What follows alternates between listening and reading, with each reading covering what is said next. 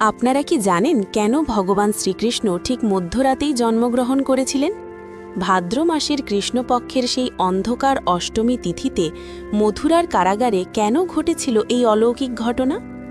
পৌরাণিক কাহিনী মতে কংস ছিল অধর্মের প্রতীক। দেবকীর অষ্টম সন্তানের হাতে তার বিনাশ হবে এই দৈববাণীতে আতঙ্কিত হয়ে সে তার বোন ও বাসুদেবকে বন্দী করে। একের পর এক ৭টি সন্তানকে হত্যা করার পর জন্ম নেন স্বয়ং শ্রীকৃষ্ণ।